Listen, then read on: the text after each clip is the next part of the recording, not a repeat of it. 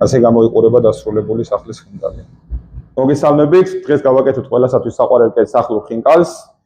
დავიწყებთ ცომის მოზელვით, შემდეგ გადავიდეთ ფარშზე, მოხვევაზე და მოხარშვაზე. პირველ რიგში ცომისთვის დაგვჭირდება ფქვილი და მარილიანი წყალი, ცივი მარილიანი წყალი.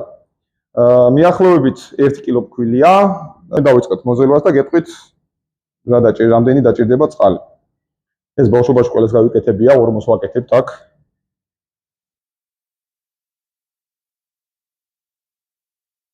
დავასხათ სადღაც 400 გრამი წყალი დასაწყისისთვის. ცომი მოიზილა. ანუ ხელზე შეიძლება ოდნავ გვეკრობოდეს, მაგრამ ჯამზე არ უნდა დარჩეს. რა ზედ იმ დონემდე უნდა მოვიზილოთ. ეხლა ამას გადმოვიტანთ. აქეთ ხის დაფაზე. ცოტა ფქვილს დავაყრით. და ვიწყებთ გადამუშავებას ხელით. ცოტა ძნელი სამუშაოა, მაგრამ აი თუ გინდა გამოვიდეს, ესე უნდა იწვალო. ყვებთ როგორი არის.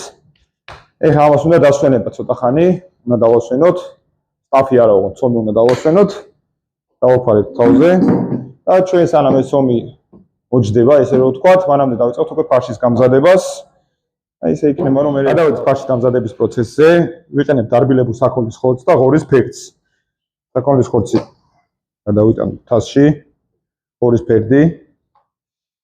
ვამატებთ ხავხს და 2-3 კბილ ნიორს. პილპილი. დაფქვილი კვლიავი. დაღერღილი წიწაკა. და მარილი. ეხლა ამას გადავაქცევთ ფარშად. შემდეგ დავუმატებთ მწვანილს, ქინძს და მწვანე წიწაკას. მოკლედ ფარში გამოვატარეთ. ეხლა დავუმატეთ მწვანილს და მწვანე წიწაკას, დაჭრილს. ზოგს მწვანილო უყვარს, მაგრამ ჩვენ დღეს ესე გავაკეთებთ. უკვე მზად არის მოსახვევად.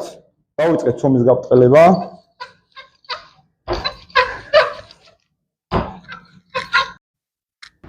სანამ ცომს ვაბრტყელებთ, მადლობას გიხდით გამოწერისთვის და ვისაც ჯერ კიდევ არ გამოგიწერია ჩვენი არხი, აუცილებლად გამოგვიწერეთ.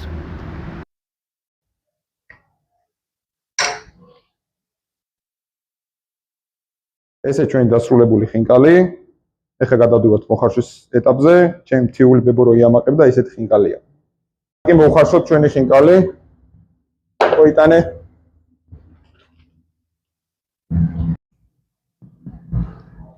გამომარჯვეთ ჩვენ ქვეყანას.